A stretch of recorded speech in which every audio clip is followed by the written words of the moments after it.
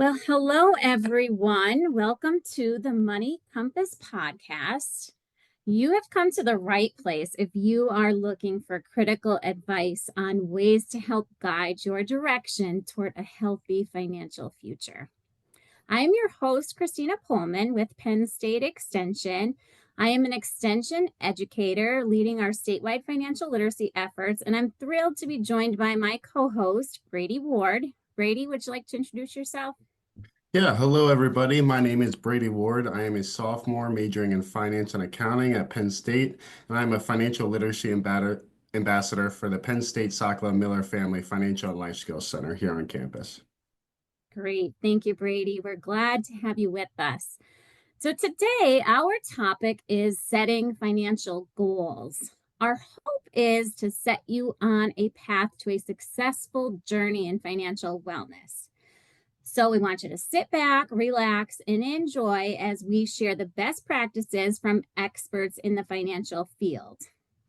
We're being joined today by our two guests, Darlene Sansone and Paula Ledney.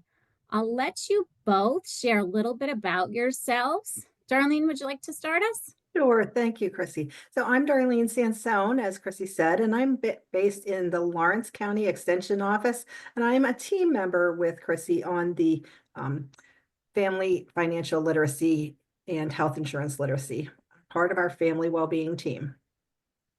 Paula? Great. Thanks, Darlene. So my name is Paula Ledney, and I'm an educator on Penn State's Business Entrepreneurship and Economic Development team. And I'm a certified farm transition coordinator with the International Farm Transition Network. So I'm the co-lead of the farm transition team and the farm financial management team. And I mainly assist farm families with transferring their farm businesses. Most often, these are from one generation to the next. Excellent. We're really glad to have both of you with us. Brady is going to kick us off with our question part of our episode today. So, Brady? Thank you so much, Christina. So before we dive into how we can begin setting money goals, Darlene, why do you think setting goals is so important to achieving financial wellness? So when we look at the definition of financial wellness, we really look at looking at people's overall financial health. And we know how important that is to their mental health and their physical health as well. So it really is important to set those goals, to set them out on the right path through life. And Paula, what is your take on that? So, I agree with what Darlene said. And what really struck me is talking about mental health too. And we know that finances in general can be very stressful for people. And we've found that when you have a family business, any family business, but farm family businesses are a little bit different because people tend to also live where they work. So that can, you never really get away from the job. That can be very, very stressful. So getting a handle on your finances can really help alleviate that stress. And, and I just want to say what I think is really important before you begin, or the first step in beginning setting your money goals, is the visioning. And this is something we've found really is critical with farm businesses, family businesses. And this is a step I always have farm families work on first. So a lot of times people are born into these type of businesses, and they come into the business and they don't identify really what their goals are. And I have this one quote that I love, and all my colleagues kind of laugh when I say it, but it's by Stephen Covey, author of 7 Habits of Highly Effective People. It's begin with the end in mind. So you have to, you can't get anywhere unless you have the vision and begin with what you want. So I think that is the first thing to think of before you start even thinking about setting goals, is you have to have that vision. You have to begin with that end in mind. Yeah, that's amazing. So that vision is really important. And so now that you both explained the importance of achieving financial wellness through setting these goals, can you give us an example of a specific money goal that individuals or farmers might work on? Well, I was laughing as we were thinking about this question early on, Brady. Most of the very younger generation have this big lofty goal of, I'm going to retire early and I'm going to be debt free, which we know, is something that doesn't happen without really setting those goals and being on the right path. So we really need to be a little more specific on those goals when we're thinking about, what kind of goal they want to have. But most of them have that big picture, the pie in the sky, or I want to retire with debt free. Yeah, so definitely people have these lofty goals, like you said, but don't really have a path to achieve them yet, or not specific enough Right. in their goal setting. And Paula, can you give an example of how farmers might work on setting these specific goals? So one example I can think of, and this is something I've seen as we've worked with different farm families, I think a really great goal, and all of this is for farm families to develop their own personal balance sheet in addition to a farm balance sheet. So this really delineates out what are your personal assets and what are your business assets. And this really can help kind of frame all of your goal setting, your financial goal setting. Um, and you really, your balance sheets will list all your assets and your liabilities. So you really want to decide what belongs to you and your family. What is your personal assets? What assets belong solely to the farm business?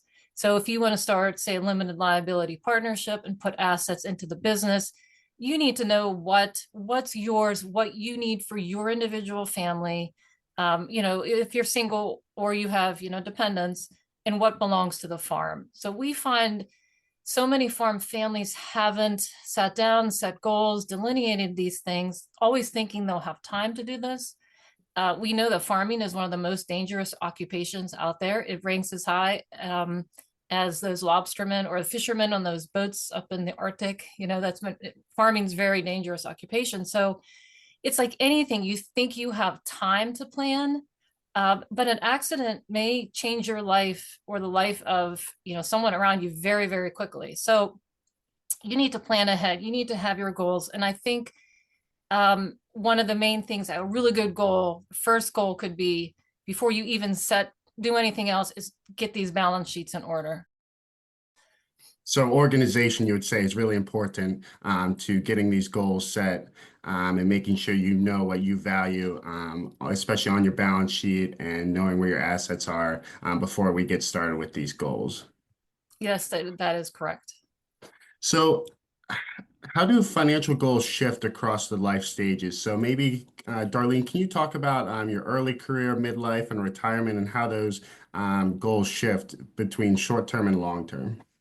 Alrighty, so we need to look at the definition of those short and long-term goals, Brady. And I like what Paula just said about, the first thing to do. So our short-term goals are usually those things that we're looking at in the next 30 days to a year. So in, early life, most younger people aren't always focused on that. In the next year, I have to do this. They're focused on the now. So I'm going to make a lot of money at this job because I took this job and it has a lot of money. It's well paid, have nice benefits. They're not thinking about the long term. When we're looking at those more long-term goals, we're thinking a year, 10 years from now, whatever time frame they want to put for that goal that they're setting. And you really have to think about that. So early on, we're just focused on really making that money. And, midlife, a lot of younger people now are not staying in jobs throughout their life where, as Polly just said, farm families are staying in that job from birth to death many times. But our general citizens are not doing that. They're changing jobs every 3 to 5 years, it seems. And then once we get later in our life, we are starting to think about that comfortable retirement piece, but most of us don't think about that really until we're approaching it and we haven't really had a plan. So it is really important for us to set those goals and think about it early on. When I take my first job, I really should be planning for my retirement time.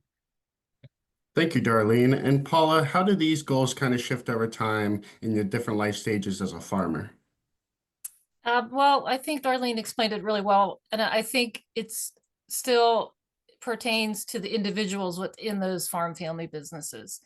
But I do want to say, it can be much more difficult if you're in a farm business situation because you have multiple, sometimes many multiple generations working together, and they're all in different life stages. So you may have someone who's grown up on the farm and maybe their third generation that's still working on farms. So you'll have grandparents in their 80s, still basically working full time on the farm.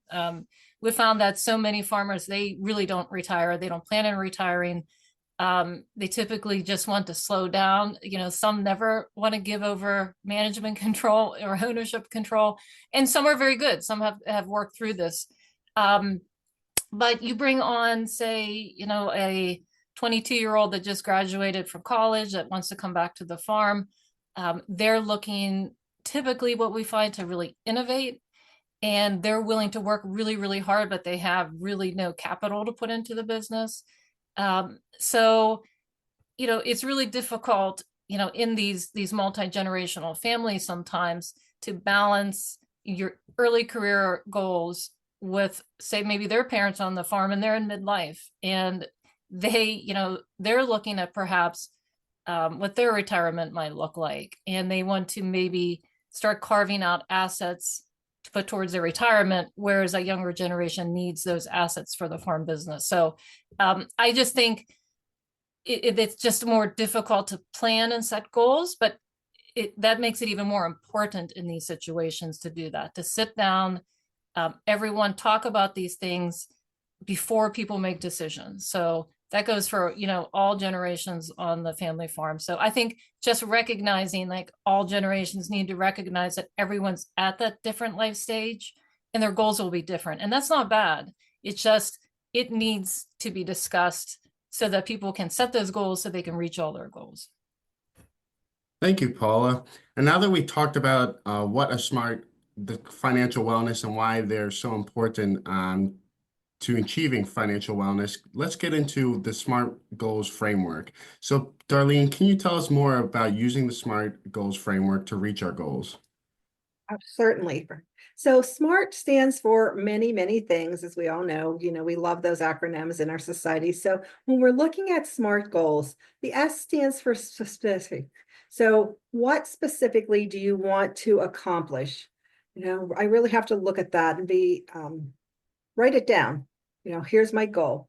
The second thing I need to look at is that measurable? Is there a way for me to assess or really evaluate the progress I'm making on this goal? The third thing, the A, stands for attainable. Is this goal within our reach? Fourth, is this goal realistic?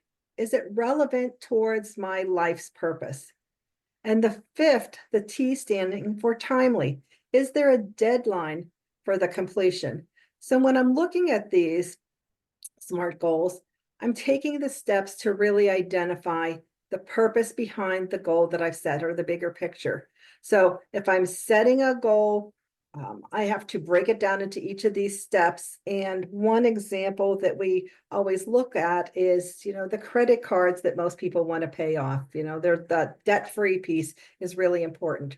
But maybe they really haven't looked at those credit cards that they have and to really look at how much they owe. So I have to identify that credit card that I'm going to pay off. I have to measure or verify that amount that I'm owed. I have to look at that amount that I could take out of my budget every month in order to pay off a little extra each time. I have to calculate that realistically. And then I have to think about, like, how long is it going to take me? If I don't have any extra money in my budget and I haven't thought about that, or maybe I only have $5 in that budget, it's going to take me a lot longer to reach that goal. That's a really good explanation, Darlene. Thank you for that. So, Paula, when we set these SMART goals, what are some common mistakes that occur when we're making these goal setting? So I think, first of all, let me say, I think Darlene did a great job explaining those. And I remember the first time I heard that acronym, the SMART goals, I thought, wow, that's really smart. That's a really great way. And I'm sure, when folks make those up, they try to make them catchy, and they did a great job. And I think they're critical. And I just want to say, they can be used for both farm and personal goals. So, business and personal goals should all be SMART. So, what I think are some of the common mistakes to goal setting. What I think sometimes is not thinking through the small incremental steps to reach that goal and not realizing how hard it will be. So sometimes people set goals and they may make them SMART, but they sometimes just don't realize that, they signed up for the hard road. They signed up for the hard road as soon as they set that goal. Sometimes you set really ambitious goals. And sometimes I think it's really critical to think through how hard that will be and identify like when you want to spend money for something that really should be saved for something else, recognize that that's going to happen and how are you going to handle that? It's going to be hard. And I think that's critical. Just realize a lot of times goals, they're stretched and they're hard. Be prepared for that. And know, your goals can change at any time too. So, and I think that's critical. And it's really critical to realize that that's okay. Because I think some folks, and, I love talking about budgeting and goal setting, but, in this position and one of my former ones, I really talk a lot about finances, and some people I'm always surprised at how difficult it is for them. Like, I don't have problems with that. But a lot of people, and the thought of even going through a goal setting process is so hard, and they want to get it right. And there's so much pressure, like I have to identify everything at once and I want to get it right. So I think that's a mistake when you're setting goals. Just know that, just put out there what your goal is, what you think it is, and know that it can change, and that's okay. Don't make it into this big stressful thing. People change, and often your goals change as you go through life stages, and that's okay. So just don't think that once you make your goals, you have to stick with those and never change them. And I think that's a really common mistake, and that really stresses people. Of course. So our goals aren't set in stone, but they're very flexible. And especially talking about different life stages, they change over time. So now, can you leave us with some best tips for reaching your financial goals? Darlene, what do you want individuals or families or farmers to know to set them on the right track going forward from this episode?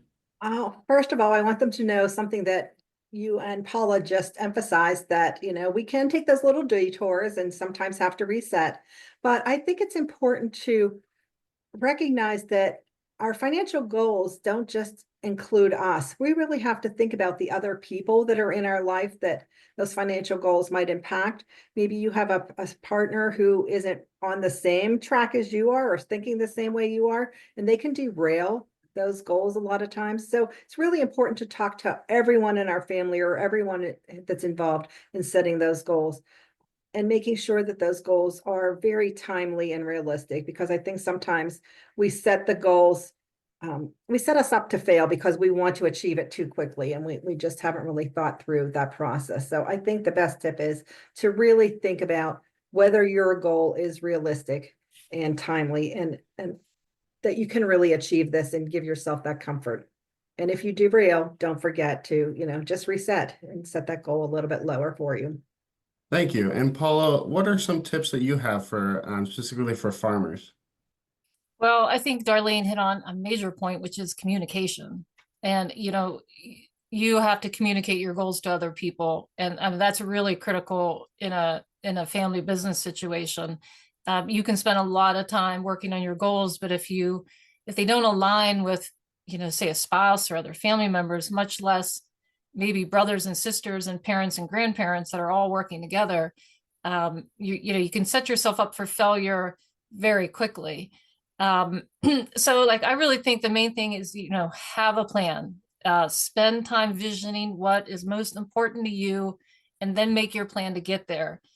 Change your plans as needed. I know in, family business situations, things can change very quickly. Divorces happen, accidents happen, on farms. It's unfortunate, but just know that you need to have a plan in place. You just most likely you're just not going to luck into the life you want. And I like the saying that luck is when hard work and preparation meets opportunity. And sometimes in this case, the hard work is just sitting down and determining what the goal is that you want. And I've found this with some of the retirement planning workshops I've put on. I've had farmers in their 70s sitting there together doing a visioning exercise for the first time in their life. And they're like looking at their spouse saying, oh, I didn't know you wanted that. I didn't know that's what you wanted retirement to be. So communication, setting those goals.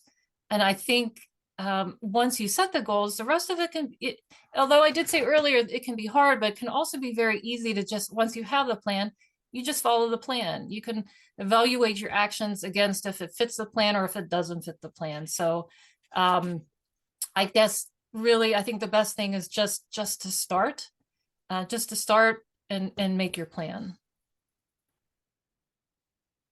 Thank you so much, Darlene and Paula, for answering all those questions and really in depth and giving us more information about SMART goals and the framework surrounding them. I'm going to hand it off to Christina to close out this podcast now. Thank you so much, Brady. Well, this has been very, very informative. I love that phrase that Paula shared, begin with the end in mind. I think that is an appropriate way for us to wrap up our time together today. We hope our listeners have enjoyed learning about financial goal setting and that they're already on their way to achieving their goals with confidence and a clear path to getting there. So in closing, we encourage you to check out Penn State Extension for articles, webinars, workshops on many different topics, including financial wellness and beyond at extension.psu.edu. And Paula, I know you have a resource to share as well. Sure. So for anyone who wants any additional information on farm transition, we have a listserv, and it's business finance marketing at list.psu.edu. So you can send any type of farm financial question to that, and we'll have someone get back to you. Excellent. Thanks, Paula. And Brady, I know you have a resource to share as well. Yes, so make sure you check out Penn State Sokolov Miller Family Financial and Life Skills Center at financialliteracy.psu.edu. Excellent, excellent. Well, thank you, everyone. We really appreciate you joining us today. Thank you, Darlene. Thank you, Paula, and thank you, Brady. We hope you have a wonderful day.